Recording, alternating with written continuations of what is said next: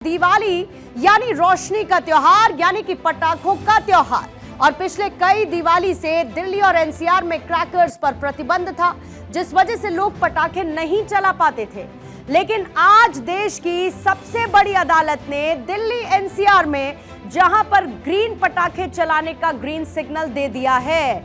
ये एक अच्छी खबर है, क्योंकि सुप्रीम कोर्ट की तरफ से ग्रीन पटाखों की बिक्री और साथ ही उन्हें फोड़ने की अनुमति दी गई है। कोर्ट की तरफ से इजाजत केवल 18 से 21 अक्टूबर तक के लिए दी गई है, यानी केवल जो नीरी प्रमाणित ग्रीन पटाखे हैं उनकी बिक्री और उनके इस्तेमाल की परमिशन है। अब सुप्रीम कोर्ट ने ये जो फैसला है वो पर्यावरण को ध्यान में रखते हुए लिया है और साथ ही आबादी के स्वास्थ्य को ध्यान में रखते हुए लिया है। चीफ जस्टिस बीआर गवई और जस्टिस के विनोद चंद्रन की पीठ ने ग्रीन क्रैकर्स को लेकर यह फैसला सुनाया, लेकिन इसके साथ ही कई सारी शर्तें भी लगा दी हैं। सबसे पहले शर्तें क्या हैं सुप्रीम कोर्ट की तरफ से, वो आप जान लीजिए। ये क्लियर कह दिया गया है कि रात 8 से 10 बजे तक पटाखा चलाने की मंजूरी मिलेगी। दूसरी शर्त इसमें यह रखी गई है कि सुबह 6 से 7 बजे भी पटाखे जलाने की परमिशन रहेगी। समय निश्चित कर दिया गया है इसके लिए। जो बाहरी क्षेत्र से एनसीआर क्षेत्र में पटाखे लाने की परमिशन नहीं है कि आप बाहर से दिल्ली एनसीआर में पटाखे ला पाएं। और साथ ही जो गश्ती दल है वो ग्रीन पटाखा निर्माताओं की नियमित जांच करता हुआ नजर आएगा। और साथ ही जो नकली पटाखे पाए जाने पर लाइसेंस को निलंबित कर दिया जाएगा, अगर पटाखे ग्रीन पटाखे नहीं होते हैं तो। अब जो ग्रीन पटाखों का QR कोड है वो वेबसाइट पर अपलोड किया जाएगा ताकि आइडेंटिफाई हो सके कि ये ग्रीन क्रैकर्स ही हैं। अब जो सुप्रीम कोर्ट का फैसला है उसको लेकर दिल्ली में खुशी देखने को मिल रही है। सरकार की ओर से, अपनी ओर से माननीय कोर्ट का धन्यवाद करती हूं कि उन्होंने कुछ समय के लिए ही सही, परंतु ग्रीन क्रैकर्स दिल्ली में चलाने की जो परमिशन मिली है हमें, इसके लिए साधुवाद है।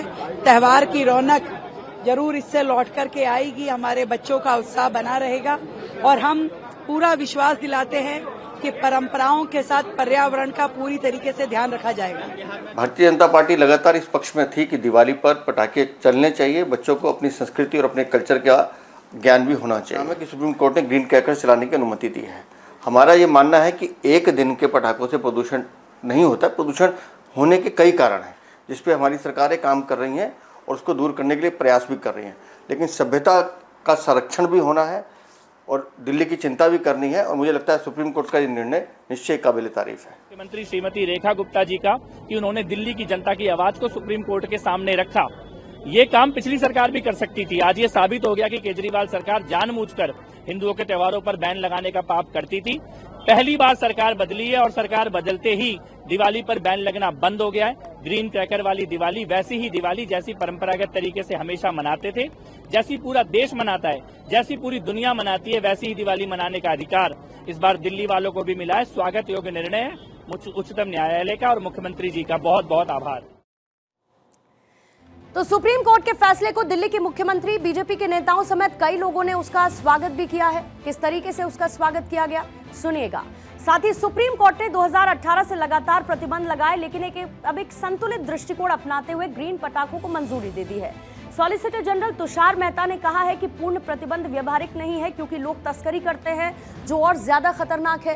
ये फैसला पटाखा उद्योग को राहत देगा और ग्रीन पटाखे क्योंकि पर्यावरण को लेकर सेंसिटिव रहते हैं, कम प्रदूषण फैलाने वाले पटाखे होते हैं, जिन्हें पारंपरिक पटाखों के विकल्प के रूप में विकसित किया जा सकता है। लेकिन अब आपके मन में सवाल कि आखिर ये ग्रीन क्रैकर्स होते क्या हैं जो कि एनवायरमेंट फ्रेंडली हैं, और सबसे बड़ी इसकी यूएसपी यही है कि ये एनवायरमेंट फ्रेंडली हैं।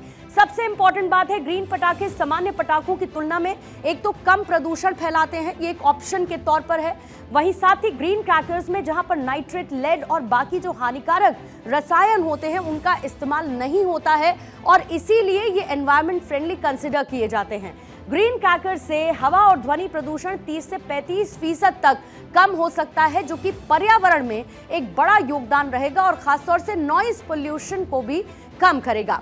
ग्रीन क्रैकर्स की इंपॉर्टेंस, उसका इंपैक्ट क्या है एनवायरनमेंट के लिहाज से, देखिए बेरियम नाइट्रेट जैसे जो जहरीले केमिकल्स हैं उसका ग्रीन क्रैकर्स में इस्तेमाल नहीं होता है, और इसीलिए ग्रीन पटाखों का ध्वनि स्तर क्योंकि 125 डेसिबल से कम रखा जाता है और इसीलिए नॉइज पोल्यूशन नहीं होता है। जो पशु हैं और जो संवेदनशील लोग हैं उसे इस ध्वनि के कम होने की वजह से कम परेशानी हो सकती है, यानी कि एक राहत उनके लिए बरकरार रहेगी।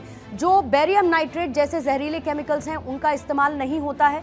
ग्रीन पटाखे सनातन परंपरा को पर्यावरण के प्रति एक जिम्मेदारी के साथ जोड़ता है। साथ ही चुनौतियां हैं, सीमाएं हैं। अब ग्रीन पटाखों से क्योंकि उनका इस्तेमाल होगा तो एक तरीके से वो प्रदूषण फ्री नहीं होगा। ग्रीन पटाखों से प्रदूषण फ्री नहीं होगा, लेकिन एक लिमिटेशन जरूर हो जाएगी।